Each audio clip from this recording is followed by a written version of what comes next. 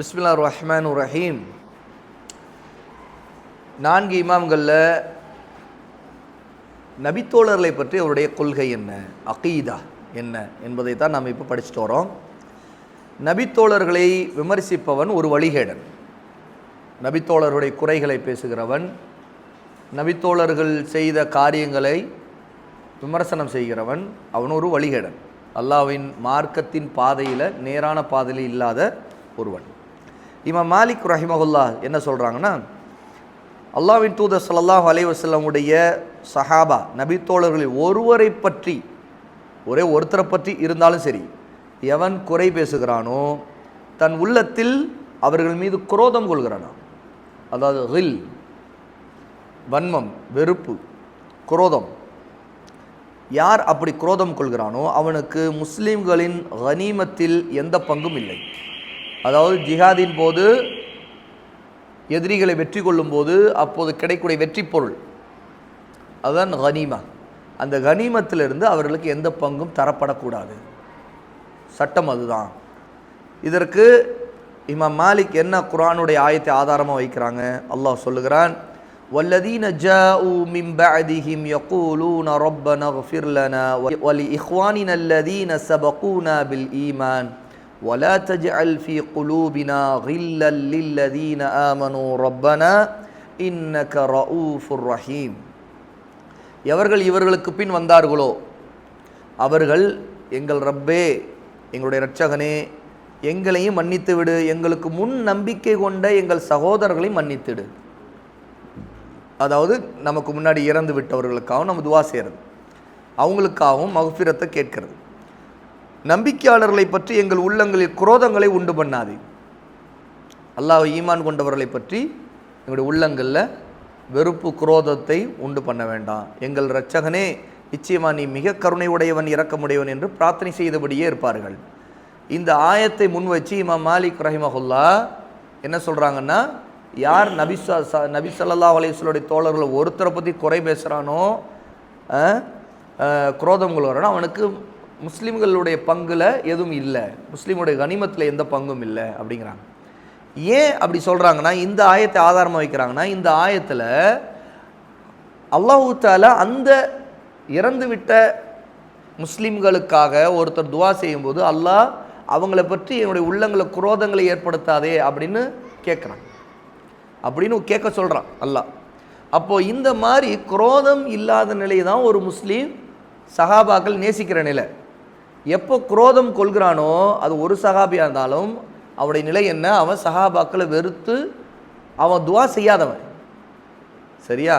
அப்போ துவா செய்யாத ஒருத்தனாக அவன் இருக்கக்கூடியவன் இருக்கிறான்னா நிச்சயமாக அவனுக்கு கனிமத்திலேருந்து பங்கு தரக்கூடாது. ஏன்னா அவன் எங்களின் சகோதரர்களே அவன் நினைக்கல. ஏன்னா ரப்பனா இக்ஃபிர் லனா வலி இக்வானினா அல்லதீன சபகூனா பில் ஈமான், ஈமானில் எங்களுக்கு முந்தி சென்று விட்ட சகோதரர்கள்.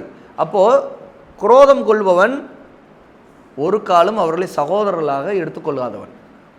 அப்போ அவர்களை சகோதரர்களாக எடுத்துக்கொள்ளாதவன், இஹ்வானா எடுத்துக்கொள்ளாதவனா இவனுக்கு எதுக்கு அந்த முஸ்லீம்களுடைய பங்குலேருந்து, கனிமத்திலேருந்து பங்கு தரணும்? இவன் ரொம்ப மோசமான ஒரு வழிகேடன். இவன் தன்னுடைய சக முஸ்லீம்களை கடுமையாக குரோதம் கொள்ளக்கூடியவன். அதுலேயும் சஹாபாக்களை இவன் குரோதம் கொள்றான்னா எவ்வளோ மோசமானவன் இருப்பான். ஆகவே அவனுக்கு பங்கு தரக்கூடாது அப்படின்னு இந்த ஆதாரத்தை முன் வச்சு தான் இவன் மாலிக் என்ன சொல்கிறாங்க, சட்டம் தரக்கூடாது.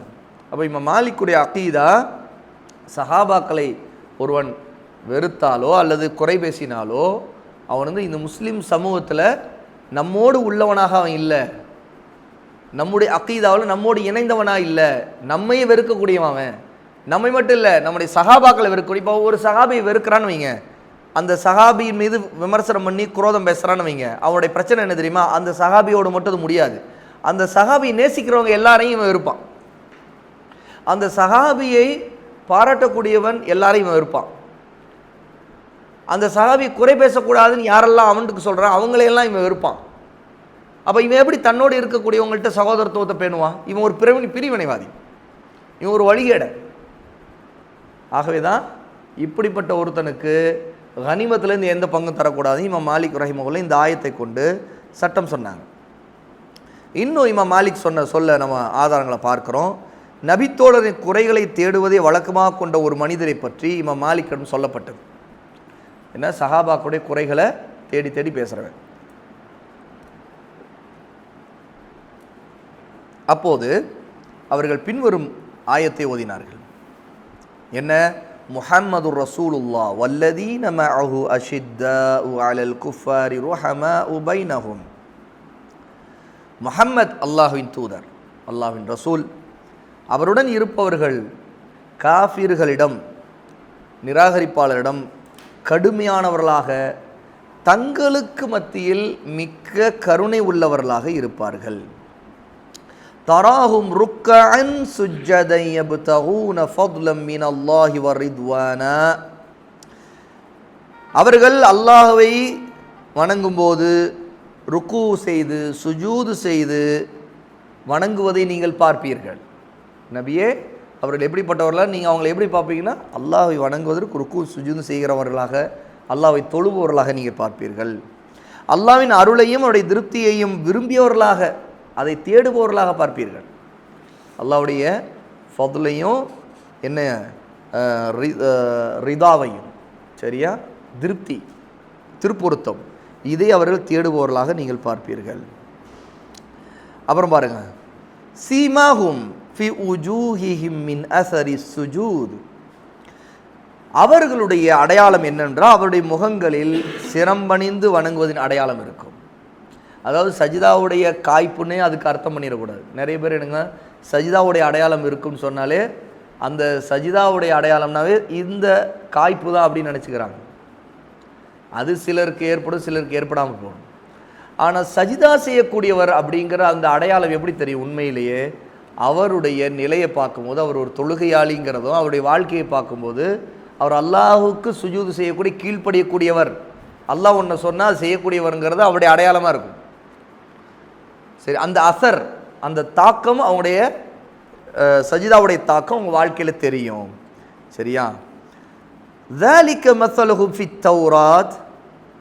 இதுதான் அவர்களுக்கான உதாரணம். அவர்களுக்கான உதாரணம் எதுலன்னு கேட்டால் தௌராத்தில் சொல்லப்பட்ட உதாரணம், வர்ணிப்பு. ஓகே. وَمَثَلُهُمْ فِي الْإِنْجِيلِ. இன்னும் இன்ஜீலில் அவர்களுக்கு இருக்கக்கூடிய உதாரணம் என்ன, அது பாருங்க. ஒரு பயிர், ஒரு செடியிலிருந்து முளைக்கின்ற ஒரு பயிருக்கு ஒத்திருக்கிறது. அந்த பயிர் பசுமையாகி உறுதியாகிறது. அந்த செடி நல்லா பசுமையாகி நல்ல உறுதியாக நிற்குது. பின்னர் அது தடித்து கனமாகிறது. பின்னர் விவசாயிக்கு ஆச்சரியம் கொடுக்கும் விதத்தில் வளர்ந்து அது தன்னுடைய தண்டின் மீது நிமிர்ந்து நிற்கிறது. பயிர்கள் அதில் இருக்குது, பார்த்தா முதல்ல பலவீனமாக தெரியுது, அப்புறம் அப்படியே தடித்து உறுதியாக நிற்குது. அப்புறம் பார்த்தா நல்ல செழுமையாக செழிப்பாக அந்த பயிர்கள், நெற்கதிர்கள் நாம் பார்க்குறோம். விவசாயி ஒரு காலத்தில் ஒன்றுமே இல்லாமல் இருந்துச்சு, பார்த்தா எப்படி நிற்குது பாருங்கள் அப்படின்னு ஆச்சரியப்படுற அளவுக்கு மாறி போயிடுது. காஃபிர்களை இவர்கள் மூலம் கோபமூட்டும் பொருட்டு இவ்வாறு அல்லாஹ் படிப்படியாக இவர்களை உருவாக்குகிறாங்க. இதுதான் இன்ஜீலில் சஹாபாக்களுக்கு அல்லாஹ் சொல்லியிருக்கிற உதாரணம். ஏன்னா சஹாபாக்கள் ஆரம்பத்தில் அவர்கள்லாம் ஒரு சாதாரணமாக, அதுவும் முன்னைய காலத்தில் காஃபிர்களாக இருந்தவங்க. அப்புறம் இஸ்லாமை தழுவுறாங்க. இஸ்லாமை தழுவி பார்த்தா ஒன்றும் இல்லாதவங்களாக இருக்கிறாங்க. அப்புறம் பார்த்தா அவங்க இல்மை படிக்க படிக்க நேர்வழியில் உறுதியாக பார்த்தா பலவீனமாக இருந்தவங்க பிறகு வலிமையாகிறாங்க. மக்காவில் அடி உதை வாங்கி கொண்டிருந்தவங்க பிறகு பார்த்தா வலிமையாகிறாங்க. எந்த அளவுக்கு அவங்க போருக்கு வராங்க, அல்லாஹ்வுத்தாலா அவங்க வெற்றி கொடுக்குறான், பிறகு ஆட்சியை கொடுக்குறான். பிறகு பார்த்தா மிக பிரம்மாண்டமாக அவங்களுடைய படை அதிகரிக்குது. அப்புறம் அரபுலகத்தை ஆட்சி செய்யக்கூடியவங்களாக அவங்க உருவாயிடுறாங்க. அப்போது இது அல்லாஹ்வுத்தாலா அவங்களுடைய ஈமானை கொண்டு, இஸ்லாமை கொண்டு அவங்களை வலுவுட்டுறான். இது எப்படி உதாரணம் கேட்டால், ஒரு பயிர் ஆரம்பத்தில் பலவீனமாக கிள்ளி போடுற மாதிரி தான் தெரியும், பார்த்தா கிள்ளி போடுற மாதிரி தெரியும். ஆனால் அதனால் கிடைக்கக்கூடிய பலன் எப்படிப்பட்டது? அப்படி பார்த்தா வயலில் முதல்ல வெறும் மண்ணாக தெரிஞ்ச, அப்புறம் பசுமையாக, அப்புறம் முத்திய கதிர்கள்லாம் அப்படி வளைஞ்சு அந்த கதிர்கள் தொங்குற அளவுக்கு, அந்த தொங்குற நேரத்தில் உடனே எல்லாம் மொத்தமாக சாயறதில்லை. அப்போ என்ன செய்யுது, அந்த தண்டு உறுதியாக நிற்குது இல்லையா, தண்டு உறுதி. இதே அது ஆரம்ப நிலையில் அந்த பயிர்களுடைய அந்த நெற்கதிர்கள் அவ்வளவு இருக்கிறது அந்த ஆரம்ப நிலைந்தான் என்ன ஆகும், அந்த வெயிட்டை தாங்க முடியாமல் எல்லாம் விழுந்துடும். உண்மையா இல்லையா? ஆனால் அந்த நெற்கதிர்கள் வரக்கூடிய பலன் தரக்கூடிய நேரத்தில் உறுதியான ஒரு தண்டாக அது நிற்குது. பார்த்தா ஆச்சரியமாக இருக்குது, ஒன்றுமே இல்லாமல் இருந்துச்சு இந்த பூமி, எவ்வளோ பயிர்கள் அப்படின்னு. அதுபோல் சஹாபாக்களுடைய வாழ்க்கைங்கிறது அவ்வளோ ஆச்சரியத்தை ஏற்படுத்தக்கூடியது அப்படின்னு அல்லாஹ் தஆலா இன்ஜில்லையே ஈசா அலைஹிஸ்ஸலாத்து வஸ்ஸலாமுக்கு இறக்கப்பட்ட வேதத்திலே சொல்லிட்டான்.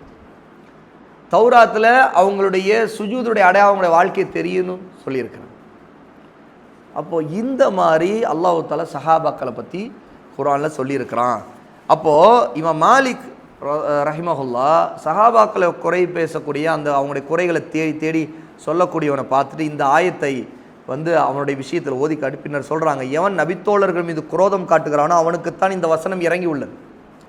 ஏன்னு கேட்டால் நபித்தோழர் மீது குரோதம் காட்டுற உண்மையில் யாராக இருப்பானா காஃபிராக தான் இருப்பா. காஃபிர்கள் தான் அந்த மாதிரி குரோதம் காட்டினாங்க. ரசூலுல்லாஹ்வுடைய காலத்தில் இந்த காஃபிர்கள் என்ன செய்தாங்க, சஹாபாக்களை வெறுத்தாங்க, குரோதம் கொண்டாங்க. அப்போ இந்த காலத்து சஹாபாக்கள் மேலே அவங்கள குறைகளை தேடுறவன், அவன் குரோதத்தை வெளிப்படுத்துகிறானா நிச்சயமாக அவனுடைய விஷயத்தில் இந்த ஆயத்தை இறங்கி இருக்குது. ரசூலுல்லாஹ்வோடு இருக்கிறவங்களை பற்றி எவன் குரோதம் காட்டுறானோ அவனுடைய விஷயத்தில் இந்த ஆயத்தை இறங்கி இருக்குது. அப்படி இமாம் மாலிக் ரஹிமஹுல்லாஹ் இந்த ஆயத்தையும் ஆதாரமாக வைத்து நபித்தோழர்களை வெறுக்கக்கூடியவன், அவங்களுடைய குறைகளை பேசக்கூடியவர்களே மீது தீர்ப்பளிப்பாங்க. எந்த அளவுக்குன்னு கேட்டால் அவங்கள காஃபிர்னு கூட சலஃப் சொன்னாங்க. ஆகவே தான் ராஃபிதா ஷியாக்கள் இருக்காங்களே, மோசமாக சஹாபாக்களை திட்டக்கூடிய சபிக்கக்கூடிய மோசமான ராஃபிதா ஷியாக்கள், இப்போது ஈரானில் ஆட்சி செய்யக்கூடிய அந்த வகை ஷியாக்கள், அவர்கள் மிக மோசம். அதனால தான் அவர்களை காஃபிர்கள் என்று உலமா சலஃபி உலமாக்கள் சொல்கிறாங்க. அவங்கள அந்த கொள்கையை உறுதியாக பற்றி பிடித்திருக்கிறவங்க காஃபிர்கள் தான் அப்படின்னு. ஏன்னா இந்த ஆயத்தெல்லாம் அதற்கு ஆதாரம் அப்படிங்கிறத நாம் இதிலேருந்து தெரிந்துக்கிறோம். இது இமாம் மாலிக் ரஹிமஹுல்லாஹி தஆலா அவங்க கொண்டிருந்த கொள்கை மட்டும் இல்லை, இமாம்களில் எல்லாருமே இதுதான் கொண்டிருந்தாங்க. அதில் ஒன்று இமாம் அஹ்மத் ரஹிமஹுல்லா அவங்களுடைய கூற்றையும் இங்கே நாம் படிக்க இருக்கிறோம். இமாம் அஹ்மத் இப்னு ஹம்பல் ரஹிமஹுல்லா சஹாபாக்கள் விஷயத்தில் என்ன கொள்கை கொண்டிருந்தாங்க, நபித்தோழர்கள் எவரை பற்றி இருந்தாலும் அவரின் நற்பண்புகளே பேச வேண்டும், அவர்களை குறை காண்பது, அவர்களில் சிலருடைய நடந்த விஷயங்களை விமர்சிப்பது அனைத்திலிருந்து விலகி இருக்க வேண்டும். இதுதான் நபி வழி, இதுதான் சுன்னா. எந்த நபித்தோழர் இருந்தாலும் சரி அவர்களை பற்றி குறை பேசுவது கூடாது, அவங்களை பற்றி நல்லது தான் பேசணும். அதாவது அஹ்லு சுன்னாவுடைய கொள்கை இது. ஆக தான் இன்றைக்கி சஹாபாக்களை விமர்சனம் செய்து எழுதின மௌதூதி, அப்புறம் சையீத் குத்தூப் போன்ற இந்த மாதிரியான மக்கள் இருக்காங்களே, அதாவது இந்த காலகட்டங்களில் பிரபலமானவர்கள் அவங்களுக்கென்று பெரிய கூட்டங்கள்லாம் உருவாயிடுச்சு. சையீத் குத்துபுடைய கூட்டம், குறிப்பாக இஹ்வான் அல் முஸ்லிமீன், மௌலானா மௌதூதியுடைய கூட்டம் தான் அவரை ரொம்ப இதில் நியாயப்படுத்தக்கூடியவங்களாக இருக்கக்கூடிய ஜமாத் இஸ்லாமியுடைய சிந்தனை உள்ளவங்க. இப்படிப்பட்டவங்கள விஷயத்தில் அவங்க ஒரு பெரிய தவறை செய்கிறாங்க, பெரிய வழிகேட்டை செய்கிறாங்கன்னு நம்ம ஏன் சொல்கிறோம் அப்படின்னு கேட்டால், இந்த பாதை மோசமான ஷியாக்களுடைய பாதை, அஹ்லு சுன்னாவுடைய பாதை இல்லை. அஹ்லு சுன்னா இமாம்கள் என்ன, அவங்கள பற்றி நல்லதை தான் பாராட்டு தான் பேசணும், ஒரு காலம் அவங்கள குறை காணக்கூடிய விஷயத்தில் அவங்க நடந்த விஷயங்களை விமர்சனம் செய்யக்கூடிய விஷயத்தை பேசக்கூடாது அப்படின்னு சொல்லியிருக்கோம். ஒருவன் ஒரே ஒரு நபித்தோழரை ஏசினாலும் அவன் ஒரு பிதஅத்வாதி. இமாம் அஹ்மத் சொல்கிறாங்க, அவன் ஒரு பிதஅத்வாதி, மோசக்காரன், மூர்க்கமான ராஃபிதி. அதாவது சஹாபாக்களை திட்டக்கூடிய ஒரு ஷியா ராஃபிதி தான் அவன். அல்லாஹ் இவனுடைய எந்த நற்செயலையும் ஏற்க மாட்டான், அவனுடைய அமல்களை அல்லாஹ் கபூல் செய்ய மாட்டான். உண்மையில் நபித்தோழரை நேசிப்பது ஒரு சுன்னா, அவர்களுக்காக பிரார்த்திப்பது அல்லாஹ்வின் நெருக்கத்தை பெற்றுத்தரும் ஒரு நற்செயல், ஒரு நல்ல அமல், சரியா, குர்பா. அவர்களை முன்மாதிரிகளாக கொள்வது வெற்றிக்கு வழி, அதான் வசீலா. அவர்களை போல நாம் பின்பற்றணும், அவர்களை தான் முன்மாதிரியாக எடுத்துக்கணும். அவர்களின் நேர்வழியை எடுத்து நடப்பது தான் ஃபதீலா, அதாவது மேன்மை, நமக்கு சிறப்பு. அவங்களுடைய நேர்வழியை எடுத்துக்கொள்வது. நேர்வழி பெற்ற 4 கலீஃபாக்களை அடுத்து நபித்தோழரில் அனைவருமே மிகச்சிறந்தவர்கள் தான். எல்லாருமே மிகச்சிறந்தவர்களில் முதல் இடத்துல இருக்கிறவங்க இந்த நேர்வழி பெற்ற 4 கலீஃபாக்கள், அதாவது அபூபக்கர் ரலியல்லாஹு அன்ஹு, உமர், உஸ்மான், அலி ரலியல்லாஹு அன்ஹும் அஜ்மஈன். இவங்களுக்கு அடுத்து இருக்கக்கூடிய எல்லாருமே சிறந்தவங்க தான். அவர்களை குறைகளை ஆராய்வதும், அவர்களை பற்றி தீயதை பேசுவதும், அவர்களை குறை கூறுவதும் எவருக்கும் அனுமதிக்கப்பட்டது, யாருக்கும் ஜாய்ஸ் இல்லை. எவன் இப்படி செய்கிறானோ அவனை கடுமையாக கண்டித்து தண்டிப்பது ஆட்சியாளருக்கு கட்டாய கடமை, அவன் மன்னிக்கப்படக்கூடாது. யாராவது ஒருத்தர் இப்படி நடந்து கொண்டானா அவனை கடுமையாக தண்டிக்கணும் அப்படிங்கிற சட்டம் இருக்குது. இது ஆட்சியாளருக்கு கடமையா. ஒரு முஸ்லீம் ஆட்சியாளர் இந்த மாதிரி ஒருத்தர் பேசினானா அவனை பிடிச்சி தண்டிக்கணும், சாட்டையடி கொடுக்கணும். இந்த மாதிரி செய்வியா அப்படின்னு, இனிமேல் செய்வியான்னு. சஹாபாக்கள் விஷயத்தில் ஒருத்தர் குறை பேசுகிறவனாகவும் விமர்சனம் செய்கிறவனா அவனை தண்டனைக்குரியவன். இது ஆட்சியாளர் கடமைங்கிறாங்க. யார் சொல்கிறா? இமாம் அஹமது ரஹிமஹுல்லாவுடைய தீர்ப்பு இது. சரிங்களா? அப்போது இமாம் மாலிக்கும் இமாம் அஹமதும் எப்படி நபித்தோழர் விஷயத்தில் சொல்லியிருக்கிறாங்கிறது இங்கே பார்க்குறோம். நபித்தோழர்களை விமர்சித்து அவங்களுக்கு குறைகளை பேசுகிறது ஒரு வழிகேடுங்கிறதையும், அப்படி செய்கிறவர்கள் வழிகேடர்கள், பிதஅத்வாதிகள், மோசக்காரர்கள், ஒரு மூர்க்கமான ராஃபிதி ஷியாக்கள் அப்படிங்கிறதையும் நம்முடைய இமாம்கள் இதில் தெளிவுபடுத்தியிருக்காங்க. இது அஹ்லு சுன்னாவுடைய கொள்கை. வெறும் இமாம் மாலிக்குடைய அஹமதுடைய கொள்கை மட்டும் இல்லை, மொத்த அஹ்லு சுன்னா இமாம்களுடைய கொள்கை இதுதான் அப்படிங்கிறது இங்கே விளங்கிக்கிறோம்.